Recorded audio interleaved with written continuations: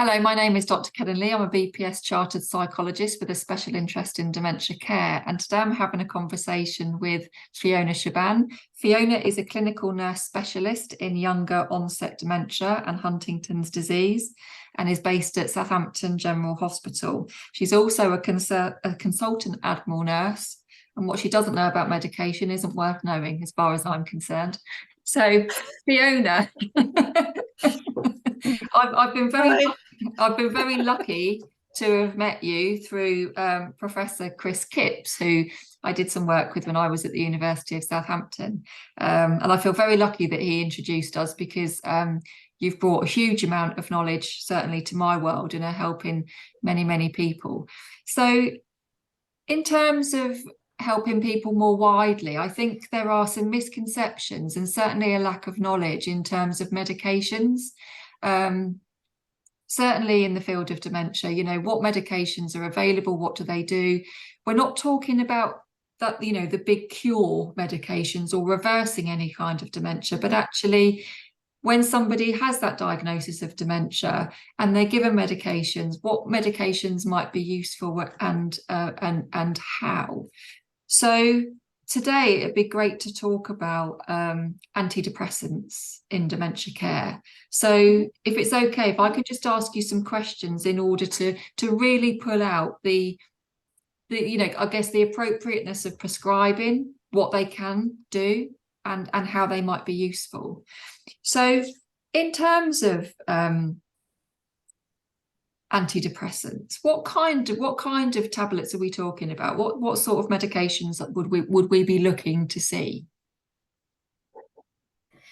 Okay, well, as you know, Kellen, I visit a lot of people at home who have more rare conditions, but I've spent sort of 30 years in mental health services looking after people with dementia. So the treatment of the symptoms of dementia is an issue dear to my heart. So let's talk about antidepressants. There's not a huge amount of research on antidepressants in dementia in the later stages of the condition. If you look up antidepressants in dementia on a search engine of your choice, you'll find a lot of research that says it's conflicting. Some of it will say they're very good, and some of it will say they don't make any difference at all. So I can only tell you about my experience, but that's quite extensive. Mm-hmm.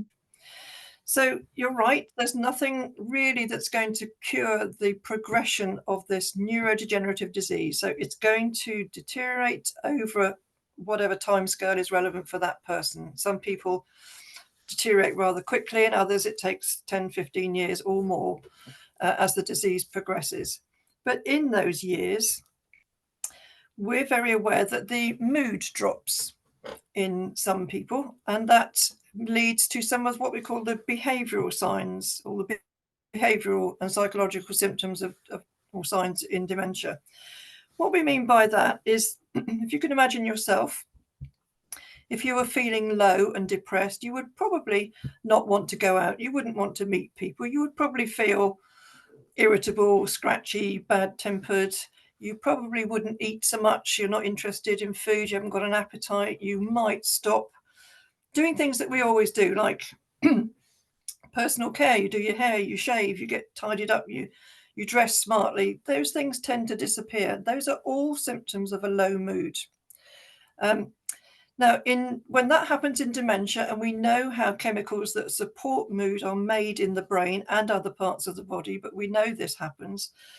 When that happens in dementia, people have a tendency to say, well, that's what happens in Alzheimer's disease. That's the condition. My take on it is that, are we looking at a depressive disorder that's not been spotted, and the patient isn't able to say to you, I feel dreadful, I don't want this, I feel like that, this is what I feel, I've felt like this for this a period of time. They're not able to give feedback. So they can't tell you maybe how they feel. But what you see is somebody who's perhaps pacing up and down, agitated, a bit short-tempered or very short-tempered, maybe not eating so much, maybe they've lost some weight, maybe you can't interest them in the things that they would have liked before, their hobbies, relationships, activities. Maybe they're more difficult to get engaged with personal care and things like that. And that's really difficult, A, to watch, B, to manage, and C, to experience. Now, what antidepressants, in my view, are very good at is managing that anxiety component. So antidepressants will usually, and it may not be the first one you try, it may be the second or the third, but there's a lot of medications out there that will, I think, help. So I think what the medications can do, or the aim should be, is to bring that anxiety under control. Because in the brain, in dementia and a number of other conditions, the anxiety mechanism is kind of on a hair trigger. Doesn't take much to upset because they haven't got the cognitive reserve to deal with it. And what I mean by that is if I get upset, I can think, what am I upset about? She said this, he said that. I'm going to do this. I'm going to solve it by doing that. You can't do that if you have Alzheimer's disease or a number of other conditions, because you can't think through those processes. So anxiety will bring down, hopefully, the level of agitation. And when that's under control better, the person may sleep better. They may eat better. They may want to go to the shop with you. They may want to get dressed and smartened up. They may get an interest back in their hobbies. Or when the family visit, that might be a lovely thing, whereas previously it was not a nice thing. So I'm quite a keen advocate on asking clinicians to look a little bit deeper and say, this person's presented and the story is they're very anxious, they're very agitated, they're sometimes aggressive, they're not doing this, they're not doing that, they're getting muddled, leaving the house at odd times, they don't know where they're going. To me, that's anxiety. Is this the kind of thing that you would see in a depressive disorder? And very often, to me, that's exactly what you're looking at. So I advocate that people are treated with an antidepressant. It's not going to change the trajectory of the condition. It's going to carry on doing its own thing. But if it can bring the anxiety under control, then life should get calmer, easier, less combative sometimes, less distressed. And that's what you want, isn't it? You want the person to be calm, to be settled, to not be frightened, to not be pacing around and looking for things all the time. That's an anxious thing, an anxiety thing. I think antidepressants, particularly those in what we call the SSRI group, and I'll name a few, that sertraline, citalopram, drugs like that, are often really, really helpful in calming things down without the need to resort to an antipsychotic medication, which is sometimes people's first response is to sedate. And I'll give you a quick analogy. I think that's a little bit like if you have appendicitis and you give a person with appendicitis some paracetamol, it will help. It will take the edge off the pain a little bit, but it's not going to solve the problem. It might make the person feel a bit more comfortable for a short period of time, but it's not going to be enough to address appendicitis. You've got to take the problem out. And to me, that's what antidepressants do a lot of the time. So I guess if I can just draw on a couple of things there that you've said, people will typically think of dementia and say challenging behavior. They kind of clump this. What we're expecting to see is challenging behavior. We're expecting a dementia, aggression, dementia, agitation. So we're kind of looking for these things. And I guess because we're looking for these things because it's dementia, we're then not looking any further than that. It's very easy to just kind of go, oh, that's a symptom of dementia. So in my work in care homes, for example, the over-prescribing of antipsychotics, we all know that that's the case. And it's really interesting to hear you say, okay, so the antipsychotic may well reduce the behavior that we are seeing, but it's not actually necessarily helping the person, because once that antipsychotic has worn off, I'm still going to be presenting with the same behaviors that I am, because the underlying problem hasn't changed. So if I'm looking at a partner, for example, or a parent or somebody that I'm supporting who is living with dementia, and I'm seeing them pacing around, or I'm seeing them trying every door, or checking different things, moving things around, what you're saying actually is, rather than that being a symptom of dementia, albeit they've got dementia, but let's just park that for the moment. If we were looking at anybody else, we would be saying that that is a depressive or anxious symptom, as opposed to a symptom of dementia. Yeah. And that's actually a really helpful way to look at it, rather than just kind of going, that's dementia, that's what we have to live with, there is nothing we can do. So in terms, that's exactly it. So in terms of an that's exactly, you've antidepressant, summed it up very nicely. so in terms of an Go on. antidepressant, what we've always, or certainly I've, you know, as a psychologist, you think I'd know a bit better, but no.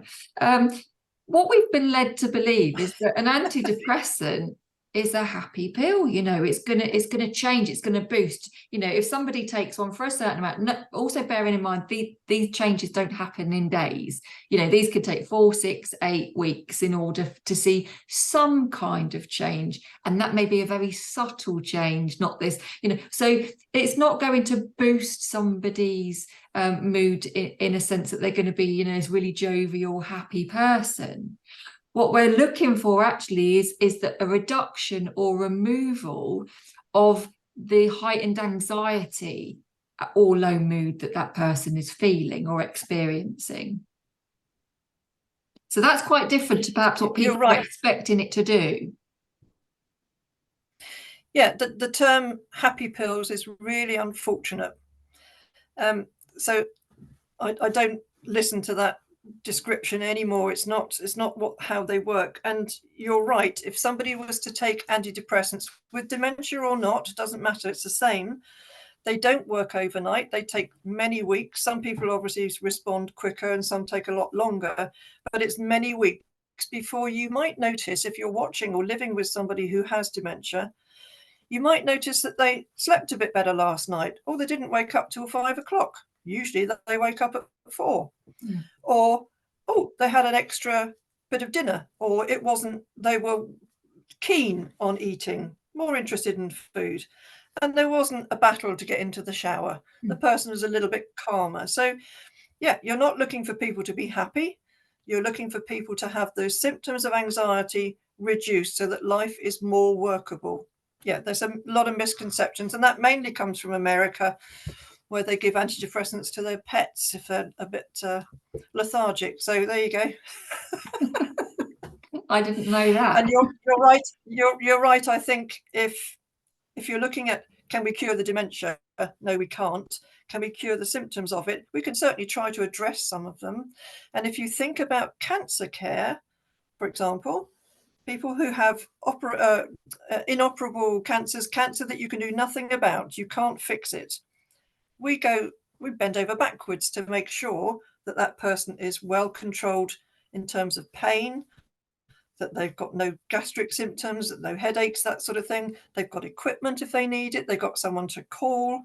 They're reviewed regularly. And I think we should kind of do the same thing. But if you just say, well, that's what happens in dementia, it is what happens in dementia, but certain aspects of it are, in my mind, absolutely treatable. So when we are talking about living well with dementia, I mean, I don't always like the term living well with dementia, because living well looks different to everybody. For me, it's about living as well as we can given the circumstances of which we are in. Yeah.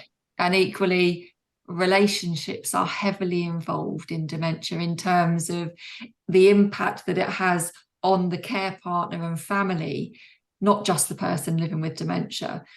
But actually, if we have some medication at our fingertips that could reduce the anxiety that a person is feeling, so perhaps they paced for half an hour instead of 2 hours, you know, that their mood is slightly improved in terms of they're not worried about the doors being locked or what they should be doing right now, or, you know, all of those kinds of symptoms that can cause distress for not only the person living with dementia, but everybody around them. Because, you know, the one thing that we don't want is to see somebody in distress, but we're rescuers. We want to fix them. We want everything to be okay. So when we keep seeing these Russ Harris, who is a guru in acceptance and commitment therapy, which I've trained extensively in, he talks about these as reality slaps, not in terms of dementia, but I use it in dementia. It's this sense of observing something that is causing you pain. So every time I see my loved one pacing up and down, it's a reality slap. Every time I see somebody looking quite confused in terms of what goes where, and it was something that they used to be able to do really easily, it's another reality slap. And some of those slaps hit a lot harder than others. So it makes perfect sense to me that if we can reduce or remove the amount of reality slaps the care partner is getting, they are enabled to support the person better to live well with dementia. And the person living with dementia is experiencing less of that anxiety. It's kind of a win-win. So why is this not something that, you know, so if we look at, you know, I run the Dementia Care Hub, we have people that come there. And I will be clear on, we have a lot of people that aren't getting the support currently that they deserve, not even minimum, you know. So when these people are coming to us, and none of them are on any antidepressants, but we do see people on certain medications, such as risperidone, for, that's an antipsychotic, or is it memantine? Memantine, yeah. Memantine, which is the Alzheimer's drug of choice. Why are we missing this massive opportunity to enhance, or certainly, you know, and when I say enhance, I don't mean that again in terms of life is going to be wonderful. It's still going to be incredibly difficult and painful. But if we can reduce that amount of pain that is felt, why are we not doing it? Why is it not happening? I think many clinicians think that by prescribing something like an antipsychotic, that they are reducing those events. Excuse me. So if you give somebody with dementia who's very agitated, as you said at the beginning, an antipsychotic, it will do the job. It will calm things down, and the person will then sit quietly. Now, you can either take that approach, you can sedate everybody so they sit quietly, they don't move, they eat their dinner, you know, or you can take that as the last resort.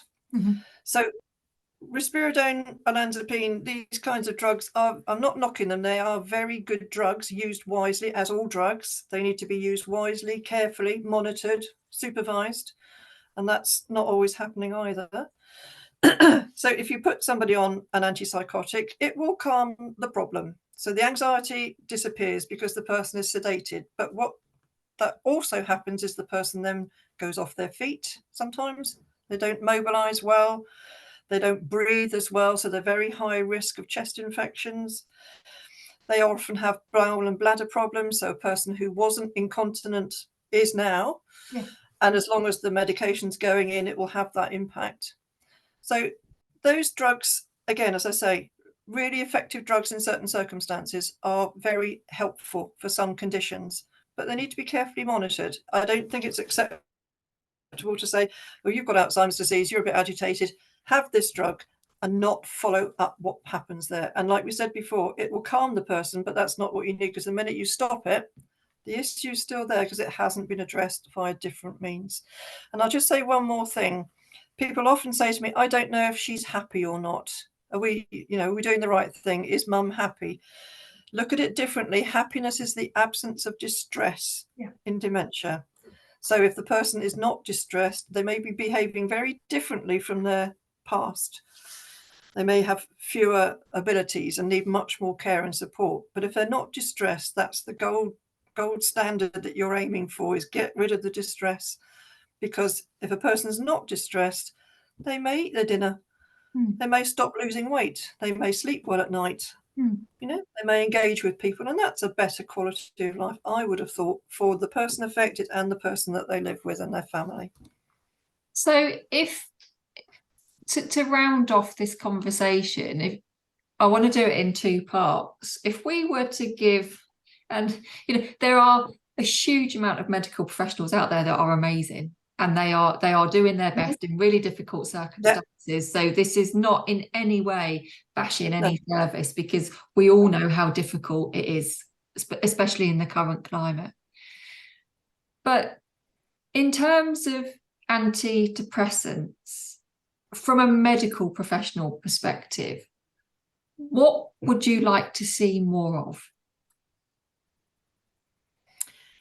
In terms of, I would like to see people assessing symptoms better and taking the view of, rather than saying, yes, this person's got Alzheimer's disease, looking at what could be corrected, as we do in other conditions like Huntington's disease. We can't change that, but we look at what we can try and fix. And sometimes it works and sometimes it doesn't, but we should have a go. So are any of those symptoms treatable? And if you collectively look at the symptoms that somebody with Alzheimer's disease may be experiencing, they also fit other conditions. They fit depression. So I would just ask people just to think, if they're assessing somebody with this condition, is there anything here that might respond to an antidepressant? There may not, but to look and not just say, yes, you've got Alzheimer's, here's an antipsychotic.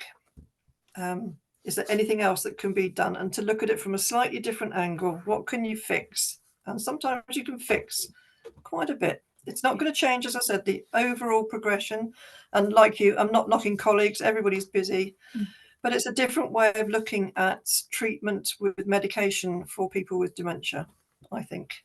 And actually, what we could potentially see is a reduction in the need on those services as well. So if, for example, a person was having antidepressants, which was reducing the amount of distress that they were experiencing, which in turn would reduce the amount of distress that their families are experiencing, you may well have less appointments at a GP surgery, for example, for multiple things, or certainly a need to keep going back, because perhaps it could reduce the amount of appointments. It could reduce potentially the amount of hospital admissions too.